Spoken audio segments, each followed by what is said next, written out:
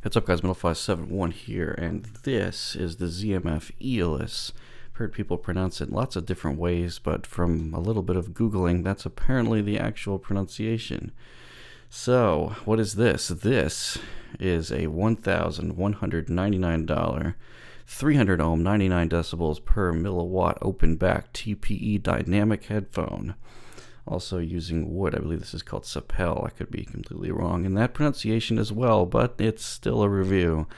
Disclaimer, this is a review unit that was sent to me by ZMF Headphones. So thank you, Zach, for sending out all these headphones. I've got the Otor sitting back there, or Otur, something with pronunciation. But, of course, all opinions are my own.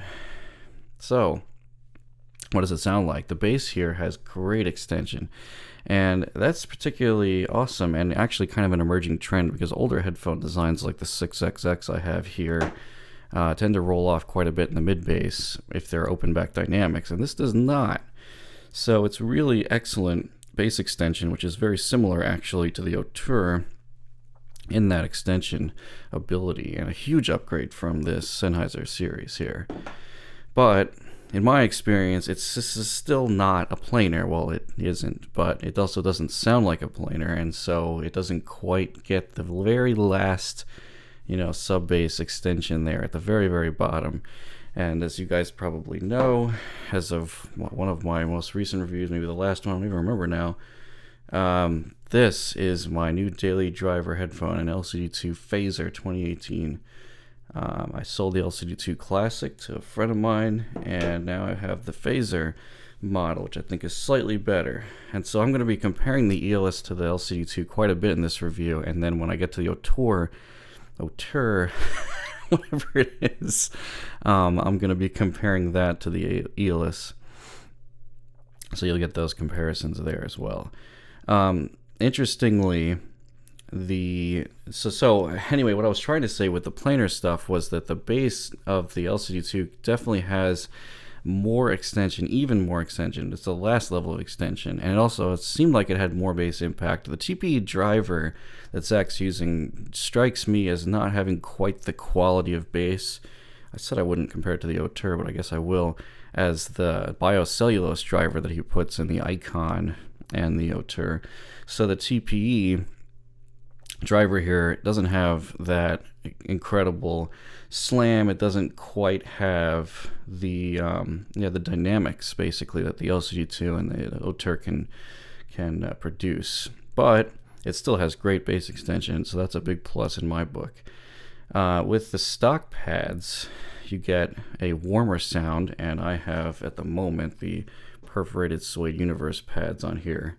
I'm going to talk about pads a little bit more later, but with the stock pads, which is what I prefer to listen to this thing, since I like warmer headphones, quite warm headphones, I actually added even more of a bass shelf. I think it was like 2 decibels or something, but that's not really necessary. Most people won't even need that, and in fact, a lot of you guys out there will probably prefer more normal sounding frequency responses than me. Will probably end up using the suede pads, but again, I'll talk more about that after I cover the bass, mids, and treble. So moving on to the mid-range here, I think the mid-range is essentially about as perfect as a headphone can have. It's really surprising, at least from a frequency response standpoint, just how realistic and correct sounding this headphone is in the mids. Now, it does have quite a bit less upper mid-range, so if you like the mids on the 6X0 series, you're probably not going to like the mids on here as much in terms of the tuning because they are quite a bit more subdued. And that's definitely a trait of this driver, which is shared between the Aeolus and the Atticus, the latter of which I now own. But maybe I'll talk about that a little bit in the conclusion.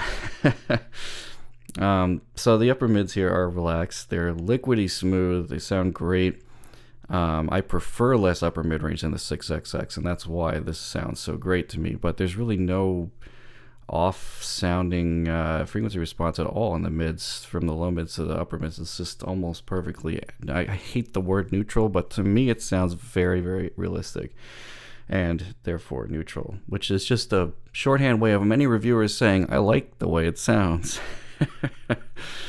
So this is really quite a bit ahead, and I've put the frequency responses of this versus the 6XX. That one was with the suede pads, and then I I measured this with the stock pads, the leather pads, versus the LCD2.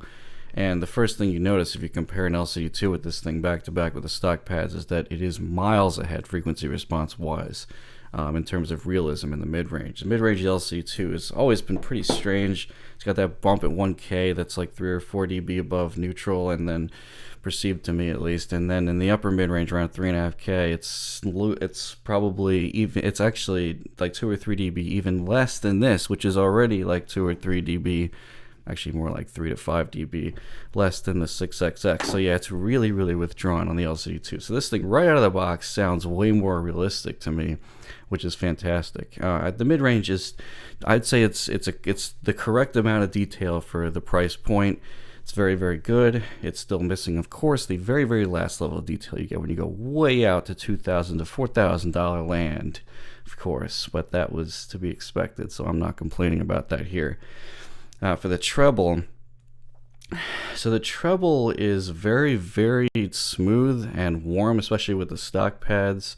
I don't notice any serious peaks. There is a little bit, but I'm going to nitpick, as I always do. There's still, I think, about 2 to 3 dB of a peak at 6K here. It'll probably depend on your amplifier or whatnot. I've got a topping D50 and a THX 789, and I'm probably going to be moving. I got an S-DAC balanced in just recently.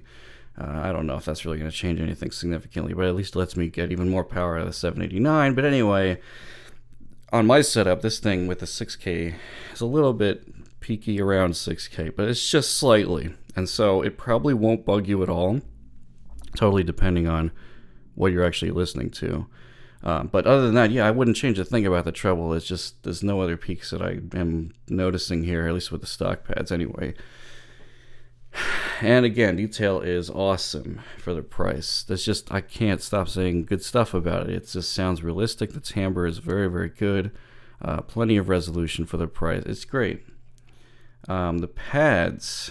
So, promise to talk about the pads. I don't normally talk about this, but when you talk about ZMFs, there are always alternate pads. So these are actually the stock pads, and I believe someone will probably correct me if I'm wrong. Now, Zach told me the Aeolus comes with Aeolus pads, but from my research, it looks like that these are just a lambskin, I believe, a lambskin universe pad, and the alternate pad is a perforated suede universe pad. Also, people put the Verite pads on this headphone, and I have not heard that headphone at home yet. Hopefully I'll be getting a review unit of that soon, and I want to try the pads from the Verite on the Aeolus when I do get that. But anyway, the pad options, so you have those three main really pad options, and I can talk about the stock lambskin pads or leather pads versus the perforated suede at least. And what's great about this headphone that you don't find with many others is that the pad options actually allow pretty much everybody to find a good sounding frequency response without having to EQ as much. And so with the stock perforated leather pads, which is not wearing right now, you've got the Audeze-esque tuning, but a more natural sounding mid-range. And you can see that in the ears graph, in fact, where the LCD2 is bumped up at 1K and is missing more than it should be missing at around 4K, 3K. The Aeolus is not, and the Aeolus is a lot closer to, the target that and someone on Reddit had said, I forget your username, sorry right now, but they used a great terminology of the Aeolus sounds like the people think the LCD2 sounds, and that's so accurate. When I put this thing out with the stock pads, I immediately thought about Audeze. But then I went to the LCD2 and turned off the EQ, and I was like, whoa, this is actually way weirder sounding than that. So, and as I've said before, the LCD2 is not something I would actually use without equalizing the thing, whereas this is great even without EQ. I just take a little bit out of the treble at 6K and add a little bit of bass to taste, depending on what I'm listening to. So that's what the stock pads sound like.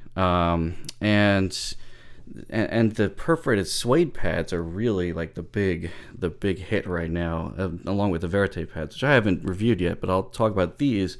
What's great about the perforated suede is they bring the mids and the treble up, so they get closer to the 6XX target, but now you've got way more bass extensions still than the 6XX does, and the mids are a little bit cut down so they're not as forward and shouty, and it sounds fantastic. There is a little more 10K. It is a bit brighter. It's on the bright side with the perforated suede pads, actually, which is kind of crazy how much this changes when you put the suede pads on versus the stock. But if you like a slightly brighter mid treble, a less forward upper mid range, and much better bass extension than the 6XX, this with perforated suede pads is your headphone.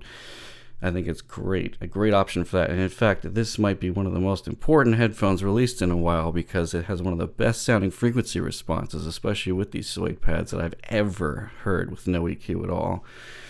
And I have no shame in saying that. It's pretty incredible.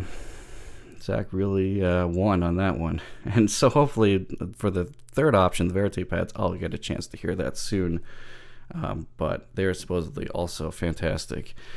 So the Soundstage, this is the only area where I think Aeolus kind of falls flat. And even compared to the LCD2, which has a reputation for having a bad soundstage, which I hope I have debunked by now. It's actually quite good. It's not as wide as HD800, but what is?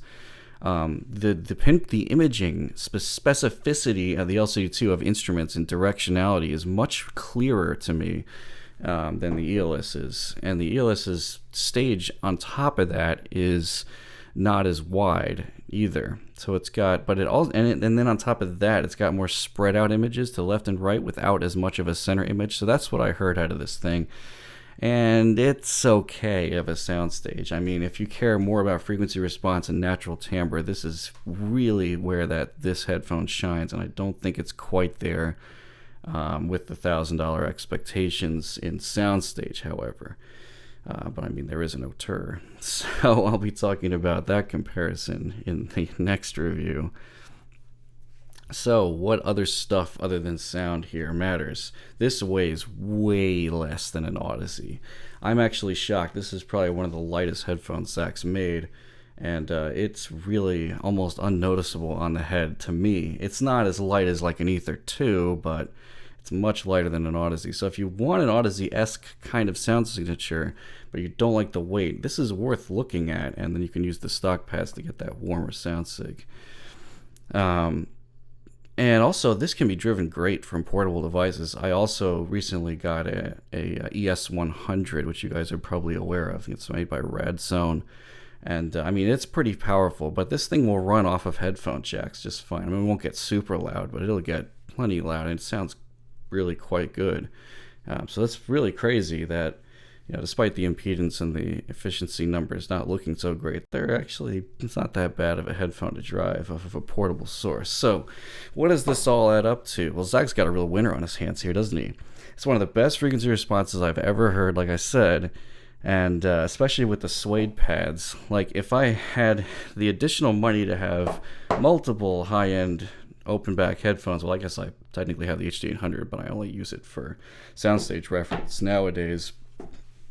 I'd probably own one of these just so I could have that reference sound. In fact, this is the closest to my reference tone ever in a headphone. I think with the stock pads is what I prefer for actually listening, but when I'm comparing things to sound realistic with really good recordings, that's when the suede pads come in, and they just blow away the 6X0 series still. Despite the soundstage being, somewhat marginally better than the 6X0, the rest of the frequency response is just way better, and detail retrieval is also quite an upgrade.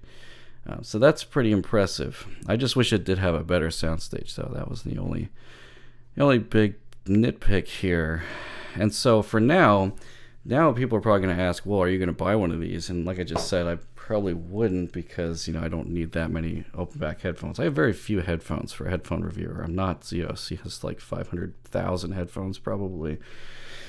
All of them I'm sure he loves, but I like to keep only a couple around that I'm actually going to use.